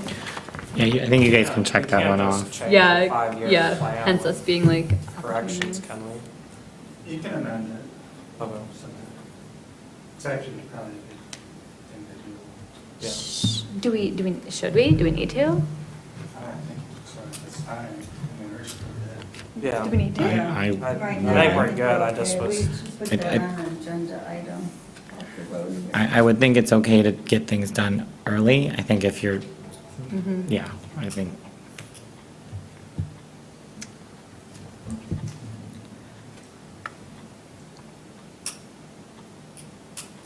The other one too that's kind of always ongoing is, when we redid the signs for the parks years ago, it was a subcommittee and quite a lot of detail. Um, That's something we need to look at and see where we're heading with those signage, what we want to do, all of it. I mean, it's just sitting out there. And I think we could potentially, It's a lot of work, that's an- for sure. another opportunity could be to potentially work with like something like the Conservancy or the Conservation District that does that type, trail signage. They have pretty extensive trail signage and partner with somebody to help do that. Beth has it. One thing I forgot to mention to Sam, and I was working on this with Dan and a contractor, was at Jen's Park. We've had some plumbing issues as far as the toilets are very hard to flush or have anything, go down them. We've snaked the line, we've taken a look at everything. So next, we're looking at replacing the toilet. So when we did that, Dan and I were talking about how you guys had looked at the ADA and the accessibility in the bathrooms. And as long as we're doing that, those bathrooms are a little bit dated inside, but more so than that, as long as they're functional, fine. But we thought we could expand it just a little bit, have it designed the interior, the whole shell would stay the same, but the interior of the bathroom would be designed with new toilet, sink, baby changing station, whatever it needs there, ADA compliant, also coating that concrete floor with that tends to like really envelop the smell with the concrete floor versus when you get it coated with the coating that was used at Arbutus. So we have a contractor taking a look at that and getting us a list of what would need to be done in those bathrooms to make them more similar to Grace or Arbutus. And then, so that would be one thing we didn't, I forgot to mention it to you, Sam, and we didn't put in this 2026 requested, but I would think in that Jen's Park outlay, you may include some pricing for that. I'm thinking somewhere like 10, 15, Thinking 20 max. Yeah. I would think that would be the maximum that you would need. And then we are also looking at, actually, we can do this. This isn't so much a parks thing. We're looking at doing a treatment on the floor at Grace McDonald Park, but just thought I would mention those two that'd be things. nice. No, thank you, because the bathrooms was one of my notes to ask you about, because when we talked about it on the tour, I thought it was not our budget, but it is Parks' budget that's gonna pay for that stuff. And then just real quickly, Ally kind of mentioned, like, how does this work as far as, like, do we have a price? Do we get the work done? When does that happen? Kind of the sequence of things is, you decide that you want to implement something. We work with Wade Trim, who gives us a proposal, they'll go through planning it, they do an estimate, and then that can be implemented. Then you can go out for bids and then implement it. So that's the sequence. Now you might say, well, how do I know how much to budget in before they've designed it? During that give and take of the design part, you'll recall is where you kind of titrate the project to what you're thinking of with the budget. You might recall with the cornhole, you guys had the ability to say, oof, we're going to do 2 sets of games versus 6 sets of games. So that type of give and take goes back while you're doing the design process. And then, so you'll budget for the engineering and planning of it, and then later, subsequent to that, you'll then budget for the actual project. Does that require us going to the actual township meeting and like making a formal request to them, or do you do that on our behalf? Well, I think once you would decide here, like, so for example, you have a project and it goes out for bids. Wade Trim handles that. We just had a bid opening here this afternoon on a project that they had out for bids.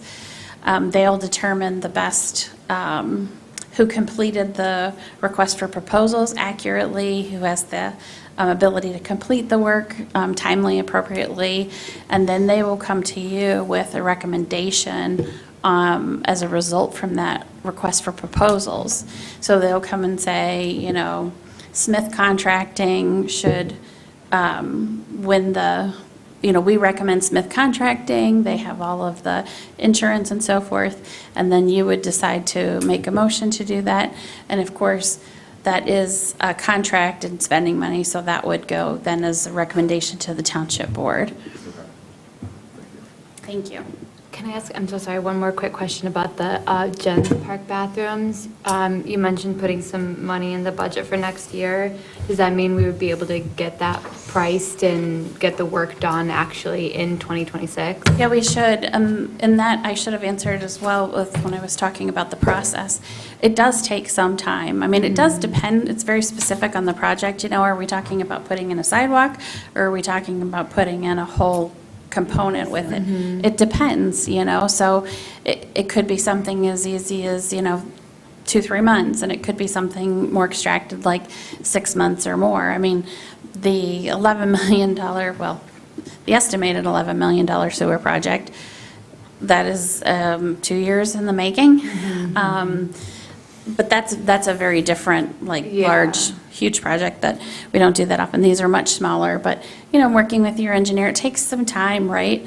Getting back and forth, and as Sam said, the surveying and so forth. But give yourself a good 6 months. I would say if you're, my suggestion, if you're planning on a project being implemented, back that up a year.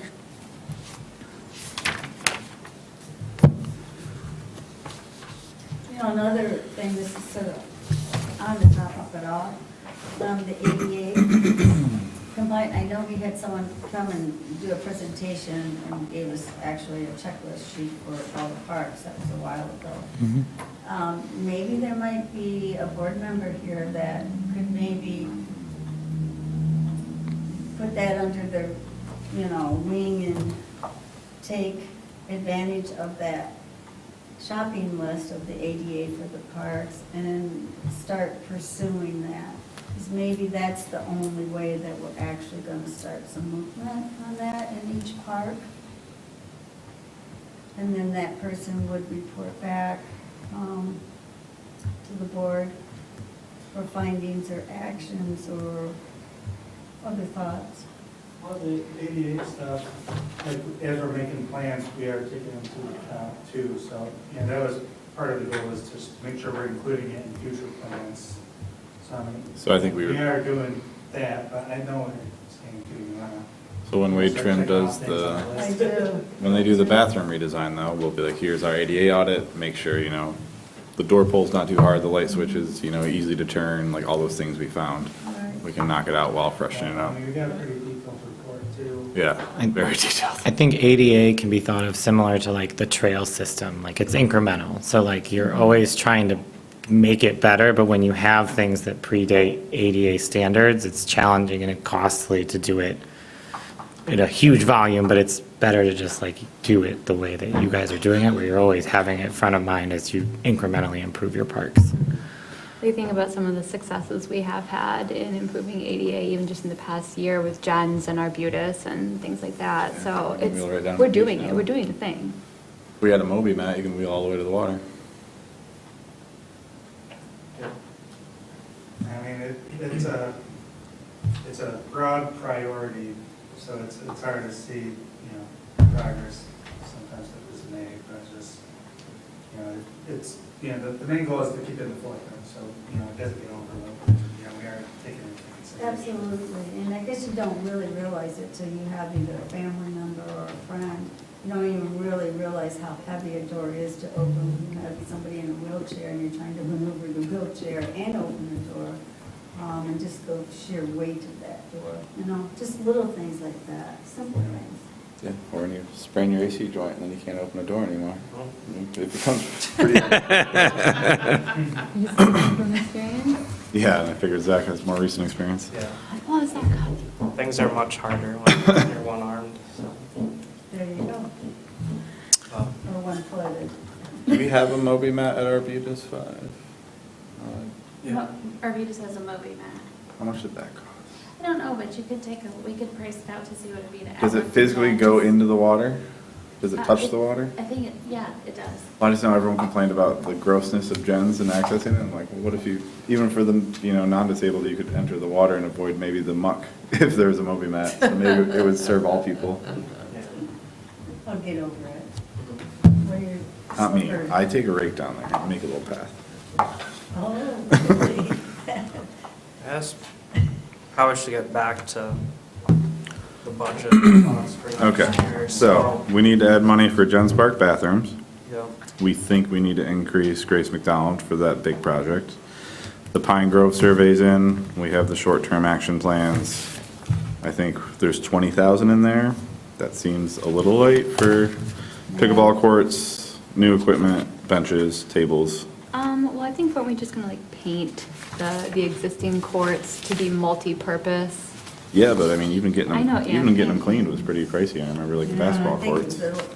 30,000 To clean for them? Grace, years ago. 30, 3 courts. oh, 30 Basketball, court. tennis, pickleball. So about 10, 15, probably 15 was inflation. Basketball courts, good size. Picnic tables, more benches, better signage, native plantings, paint existing court to allow for pickleball and basketball, replace basketball nets and hoops, or improve baseball hoops, I think it's supposed to be basketball. Adjustable baseball hoops for serve younger players, information kiosk, and the one thing that's not in there that I would like to see is some sort of shade, something. Oh, yes. Even like a small 10 by 10 pavilion or something, because there's, if you're in the middle of Pine Grove, there's not really shade. I know what time of day. And it's like a little kid's park, which, Yeah. as someone with a little kid now, I'm like always looking for shade. I mean, it wouldn't have to be like a traditional pavilion, but Yeah. some kind of post with some kind of sunshade. Literally anything. And that's up to, gotta tackle this year if you want. I like where your head's at, Ryan. When you're buying the table for Jen's, there are some that have umbrellas. If you just want to do that, that's a really simple, easy way. You mean Pine Grove? I'm sorry. Okay. And I don't recall how they secured them, though. We'd have to take a look at that. Yeah, but yeah, that'd also be great, even with umbrellas. And they got those sunshades too, that are just like 3 posts and it's like a big triangle. Yeah. Mhm. It works out pretty good. Winter times it might be a little hassle. Well, you just. Well, you take them down in the winter. Those don't stay up year round. So, So, I would like, my formal thing would be capital outlay, where there's currently 20,000, that's the Pine Grove improvements. I think we increase it to at least 25. Jens Park, I would add another 25 for the bathrooms. Grace McDonald, sake of consistency, I'd bump that 25. Hey, to go back to the bathrooms, but did you say you didn't know what the issue is with the plumbing? No, I think we need better fixtures in there. Okay. but Because we've had them take a nothing look underground, at yeah, we've had them snake it and check. Because, you know, if it's an underground issue, it could be a lot more than. Yeah. Right. No, but if they keep snaking Probably it, just need the high pressure, more commercial. will they be the prison toilets? Okay, well, as long as they flush. What are those like, Ryan? Arbutus, They're the ones that are Arbutus 5. I haven't used them, I've seen them. They're maintenance free. they're heavy duty, Oh, okay. like, Power you wash the whole know, thing. Gotcha. they are very durable. speaking of bathrooms, the Killingsworth Park bathroom is also on our priorities list and is in the 2026 action plan. I would like to bring that project forward for consideration. There's no plumbing there. Yes, that was what I was going to point out, is that Is you that currently still only have a another vault, so you would have to, There's no water. no, there's nothing. So. Right, that's considered a vault. I don't think there's any water. There's, There's no water. Yeah. There's not a well, so just know, I mean, this is your choice, but know that your choices have a financial implication. So, for example, when we put it at Arbutus, we had to drill the well, we had to put in the septic field. You may need, depending if it's heated or not, you might need a gas line. I'm not saying that it would be and that there's other ways you can heat, but And then, once you do it, there is a level of service that's pretty high. I can tell you Killingsworth right now is pretty quick and easy to get in and out of there. We have cleaned it up a bit, painted it, put in a cabinet in there for storage, that sort of thing. I'm not telling you that it is the wonderful throne, but. Right, I just wanted to bring it up because we put it on the list, and I cannot quite recall in this moment exactly what we thought we wanted to do with But it. how often is it pumped? How many times do you pump it a year? At Killingsworth, we don't have to pump that. You don't have to pump it at all? I mean, not very often. We had them check it to go and pump it, and it was a long story, but no, it's not very often. It's not like, you're probably thinking of Arbutus when we just had the one toilet there. That had to be pumped regularly, yep.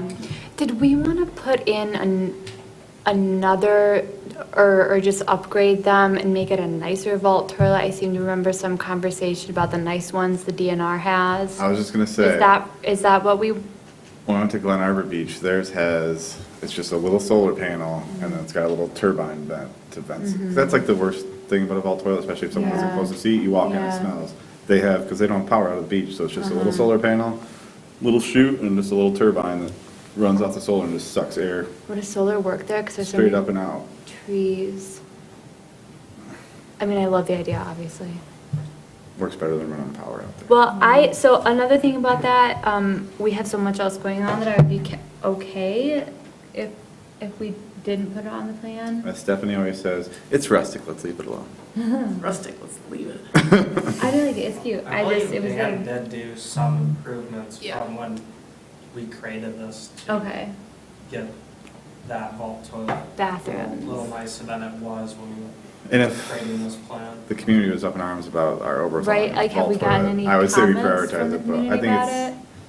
it's such a low traffic park Okay. compared to Grace down the street or Arbutus 5. I don't think it's a huge. I think when people go to that park, they expect it to be the rustic park that it is. Yeah. Okay, all right.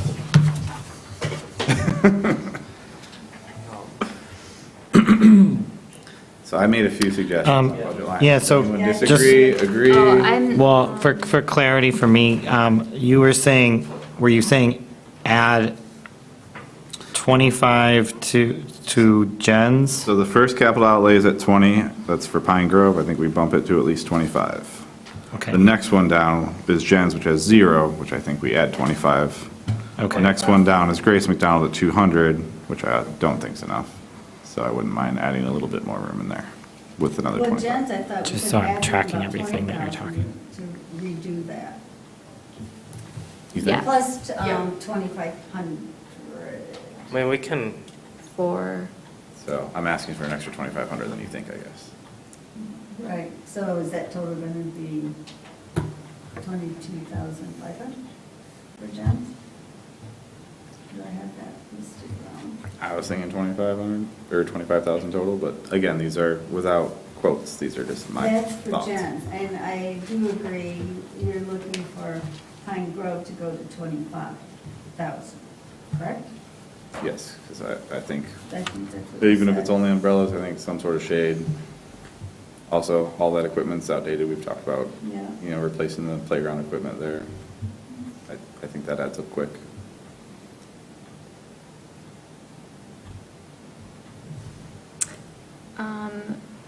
Just my suggestions. did we get the T-Mobile grant? No. I'm sorry, can I say what you were recommending for Grace McDonald? Were you- Upping it to 225.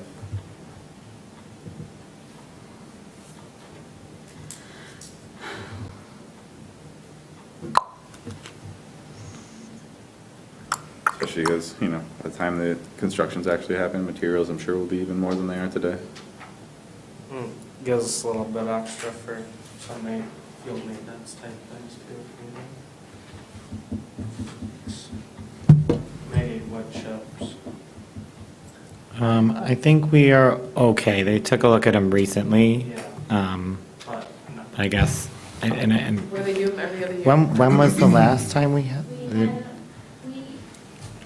had a large installation in '24, and I had them look at it for this year, and they said you are not going to need an every year. probably, I want to say he said like every third year. That's surprising. And we wouldn't need as much as we did the other year because that was quite a bit. And I think you said you were going to get in on a joint order with some other municipalities. So and we save did on do the that shipping. for them.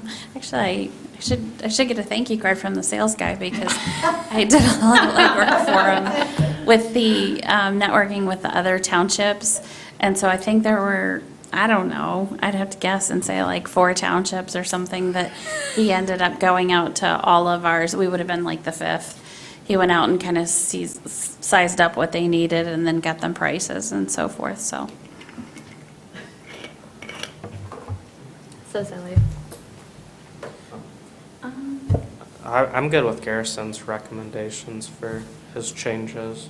I'm open to other things too. I'm not trying to dominate the conversation. No, Just- no, those are, I like those things too. But I think what we have in here for next year's projects, that's probably, The big one and then a couple little small ones. Yeah. But I also hate throwing all the money at Grace McDonald yeah. and then not ignoring the rest of the We park. have plans for it, and as we just learned, we need a year heads up or we should plan on a year before we spend money on things.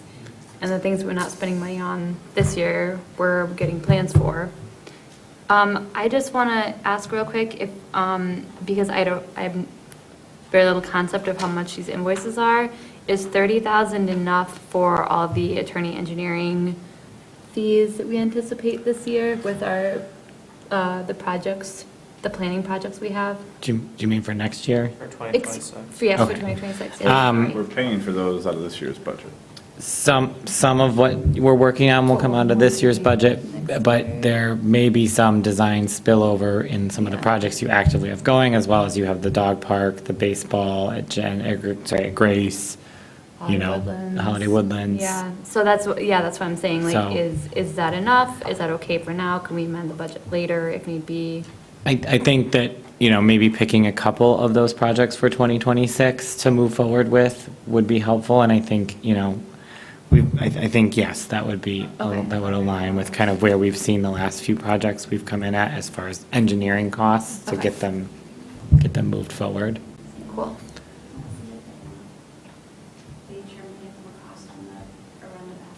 Oh, yeah. So would you guys like them to add that all as one project for like Wade Trim to decide on the dog park and the I basketball? thought we wanted that, didn't we? Because while they're out there for the dog park, they might as well take care of the, I don't want to say erosion, but whatever that is. We had them make sure they captured everything in the survey that would be Right. needed to do that, just because you guys were talking about it, but we had only had them looking at the design for the dog park at this Oh, okay. point, but we could have them, while they're doing that, look at the circulation over to the basketball court, if that's something, while doing that. Yeah, entertaining was. I think you're thinking of the dog park one, but there's one by the basketball court. No, I'm thinking about the one by the basketball Oh, court, okay. because where the trees are going Right. into the basketball Okay. court. Yeah, I Yep. thought that was going to be part of I that. think that would be beneficial to get cost estimates on that, because it's a matter of time before we have big.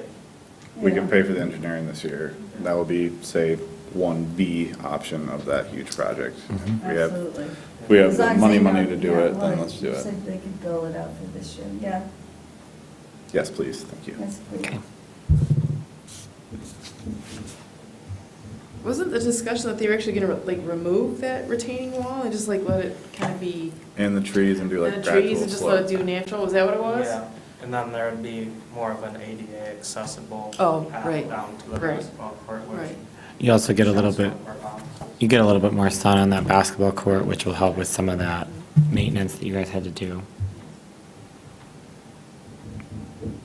How those basketball hoops are installed, that kind of goes into that. Does it go into the wall or is it part of the It goes fence, I in- thought? It goes into the fence and the fence has a pole down on the other side. Ah, gotcha. Into that bank.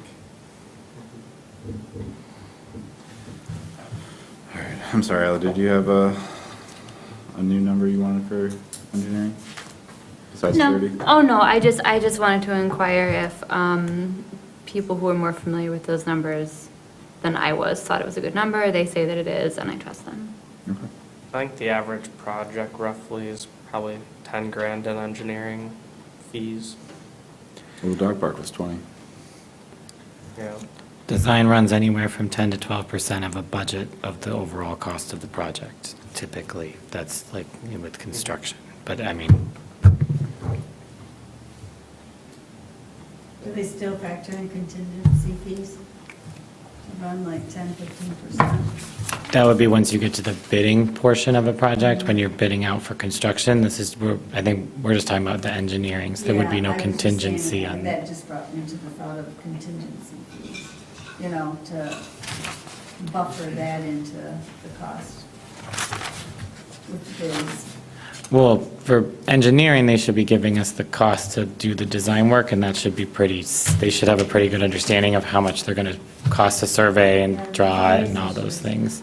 But I think you're talking about more once it gets to the point of constructing it, and It that, seems to be always low yeah, and I mean, in every project. I can't speak for how contractors do their pricing when they send us their bids. We just set out an RFP and their response, but I would assume that many of them do put in a It used to contingency. be, you know, just I don't factor think in I've ever seen contingency. a bid without one. That's just a statement.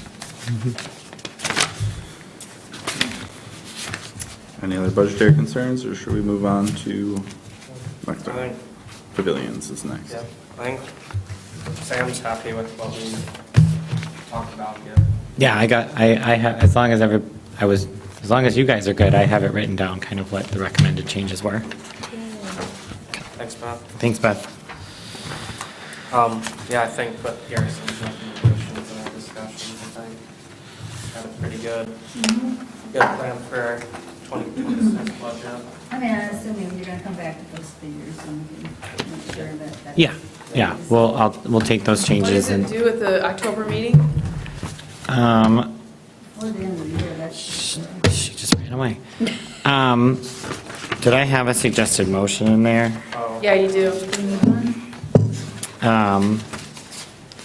Yeah, I mean, so far I have the changes that Garrison just went through, those recommended bumps and if at any point you have a project that, I think, you know, we talked, the kind of last year when you guys were having this discussion, if you have a project that's ready to go that we didn't budget for and you have plans and, I mean, they're a reasonable request from the board to amend your budget is a possibility, but I think you guys have a lot on this budget, and I wouldn't be worried about needing more projects. You guys are going to get a lot done next year, which I think is great.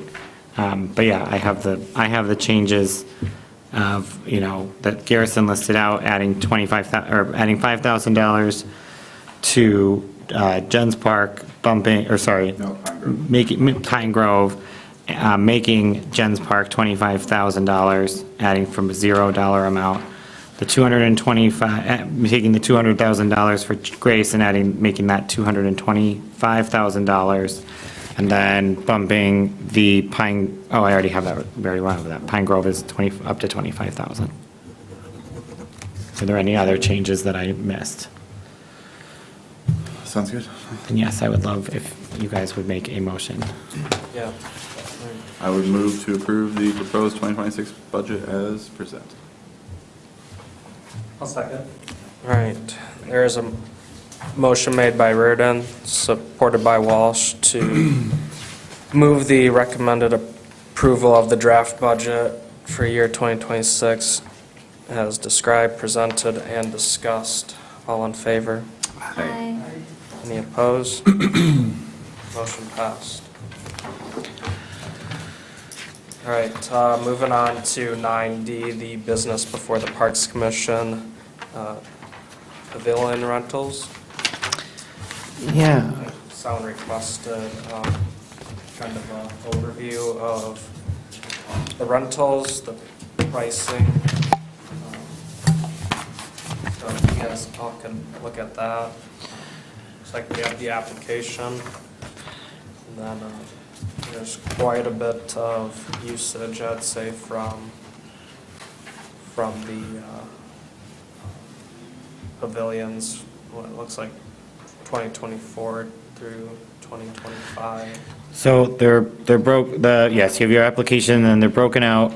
Grace McDonald Park is first. It fills the 2 pages and they're broken out by year. The first page is 2024, the second page is 2025. And then Killingsworth is really only the 4 reservations for the last 2 years. So it's broken out in 2024 and 25 as well. And then there's some metrics to look at that are helpful, just kind of looking at like breakdown of day of the week usage, total number of rentals, how many of those are half a day or all day, and then kind of the average occupancy for the different pavilions as well. Do you remember when you did those 2024 compared to 2025? Was there a big difference in total? You guys started doing more programming, so that is really the only extra reservation, or a couple of the extra reservations, as you guys added the geocaching event, which I included in there. No, it's pretty consistent. I mean, it's seasonal, so, you know, graduation parties happen in the spring, going back to school parties happen in the fall, there's birthday parties kind of smattered throughout. I did notice 2025, you do have a couple more sledding events type, like you had one, I think, sledding related party, and I think it was yours for 2024. Versus there was one other one that was some other private event. And then I think there were kind of a couple events that happened that were kind of sledding related. The Grand Traverse Academy had one of the Yeah. sledding. But no, they were very similar in usage, you know, typically picnics, family gatherings, graduation parties, using the park. I think employee party, you know, companies using it because there's the playground and there's a lot to do over there. So it's good for families and things like that. That was kind of what I saw reflected in the data. It's just a thought, but it's great that, you know, there's total rentals for this past year has been 91. And I know I'm just reflecting back on the community garden and that original plan for the pavilions. So, my dream would be to reinstate that someday, maybe get rid of the community gardens and have a pavilion here on the property that they can rent that has a fireplace, has covered section in there that may have sinks or something that's a nice pavilion that can be opened up to the outdoors but can also be enclosed, sort of like that plan that was. To me, I think it's great that people are reserving the pavilions, and maybe we don't have enough pavilions in the township, but something that's a little step above, sort of like Boyne Cities at their parks, what they have for their pavilion. There's ample parking here already, so, but I can have that dream. Yeah, I think. And we have enough on our plate right now, but I still have the original plans. As far as usage, I think from what I've heard from everybody that takes the phone calls is that if Grace is busy, then they go to Killingsworth. So I think we would, to understand whether we didn't have enough pavilion space, I think Killingsworth would also have to show that it's like so full and like we just have people getting super frustrated, like, I can't reserve a single pavilion anywhere, you know, like, I think Killingsworth does facilitate a lot of what Grace does too. And so I think there's only been a few that I saw where like there was a graduation party and Grace McDonald was all full at the same time, and you were like, okay, so they probably called and wanted to go to Grace and ended up at Killingsworth, but they still ended up at a pavilion, which is. I'm stating just a fact, just an idea, that pavilion also, in my dreams, it could be year-round. It's not seasonal. So, and of course, they have the hall here too, but that's my dream. Well, there's already one drawn up in the plans for the garden, right? There's already one drawn up, and it was rejected on the first plan, because that was like the $500,000 plan, but I still have those plans, and just for future thoughts, might not ever happen. So that- Well, I think you guys still have I them. thought you were curious about like our rates, but you just wanted to know. I wanted to know the rates too, and I think myself that those rates are just right in with where they need to be. I mean, but I think we should just leave them as they are, but it's nice to have a report back. For sure. On how many are being used. Mhm. Yeah, so thank you. Yeah, absolutely. So that's the reason why I asked, and yes, it sort of interconnects my other dream up the road. I also like that it's affordable rates. If, and I'm saying I'm pushing for it, if we ever did want to adjust rates, my suggestion would be maybe for like the 100 guest ones, like have a threshold where like the rate goes up? Because I mean, 100 guests, that's a lot more wear and tear on the park. And from what I understand, those were typically like the graduation parties, so it's more of like, they're there all day, but it's an open house. So they may have 100 guests total, but there's 20 to 30 people there at once at a time, you know, so. Not calling for a rate hike, but if you Yeah. wanted to squeeze. Yeah, no, I think that's how that would be a reasonable way to establish a threshold, I think, yeah, like if you're, you know, or maybe you make the half-day less and the full day is, you know, considerably more to try and encourage like Sure. multiple people being in, or not, maybe you make it that you want one guest because it's a lot easier for maintenance to like, Sure. only have to change the garbage one time a day. So those are all considerations to And kind you of know, I think think about. this report should just be automatic, like every September. Reflect I don't back. know, I how don't many know. hours? on this? It was a little bit of a lift, it was a lift to go back, and so I think that's a larger discussion about if maybe a digital form option is best for that, so that then it's a little bit easier to export. So I mean, I think currently, right now, Taylor is taking them on a piece of paper. You know, we have this form up in the front, and if we get a call, Taylor is taking those in and organizing them, and then inputting them into the township calendar that we can look at internally, so that if somebody else is taking that phone call, they can also know, hey, yep, Grace is open. So maybe updated in-house info that could help produce that. Yeah, And help with It's just a preservation. process changing how yeah. it's getting recorded, Sure. piece of paper versus.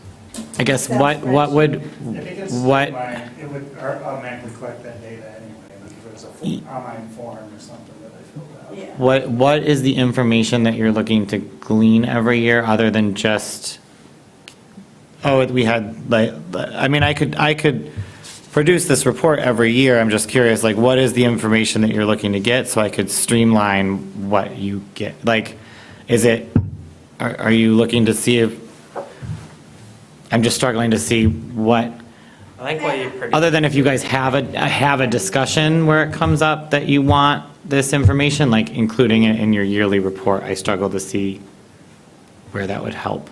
Unless like you're, It's just good information, I guess, and weren't you just gonna say just how you Yeah, sort of I think- presented it like this? I think it'd be nice to see the total usage.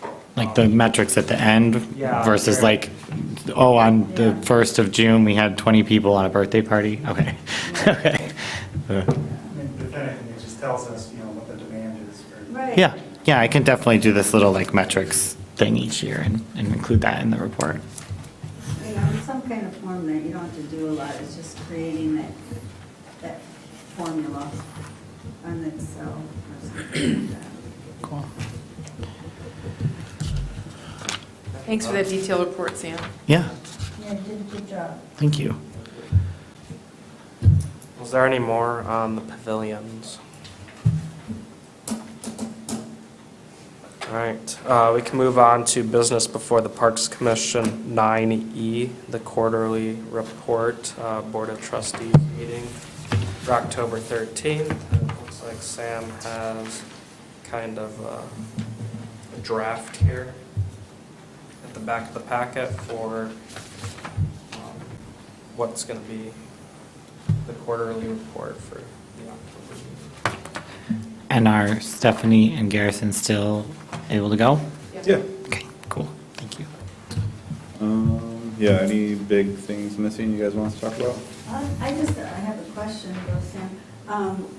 What's awesome is I've seen what, you know, those little kids program, and Mhm. last, I think it was 2 Thursdays ago, they had, like, they made their own mix of nuts and Mhm. popcorn and that, and the kids were all excited in that, and they're all, that's such a good program, and it's such a great opportunity to do that. I just wanted to say thank you, because I think you did a lot of that, getting all these different groups together and talking health and salads and all that kind of stuff, so good, very good job. Thank you. My only question is, and this would be more towards the markets committee, how one craft vendor for every 5 food vendors. I don't know why was it just have one? So right now, we could only have 2 crafters right now at this point, right? And I know you had 1. Are you at that 2 yet or not? We actually did have 2 at the last market. And so I think with the advisory committee, I wish Corey was here because Yeah. she could speak to kind of what their discussion was. But I think that we wanted, in my looking at and reporting back, it seems like craft vendors are allowable at some of these smaller markets. In my personal opinion, when I went out to some of the other markets where it was like 1 craft vendor for every food vendor, it felt chaotic. It seemed like the most successful vendors or successful markets had either a crafting area and they had like a handful of craft vendors, or it just seemed like the ratio of craft to food vendor was like maybe 5, if not like 6 to 1. And so that felt kind of like a nice mix. And so I made the recommendation that we allow for it, but within reason. So as the market grows, you can grow more craft vendors, but it still privileges that like food production and agriculture that I think we founded the market on. But it does allow for some diversity, and it makes the market look full, and, you know, it's interesting. I think we also had, like, Corey had brought up from the schools that they wanted to do like a kids craft market, and the way our rules were written, we were like excluding ourselves from the ability to do that. So actually they, in their new mission statement, one of the main things that they added was support local farmers and artisans. So that leaves it a little bit more open to other forms of people creating things here locally.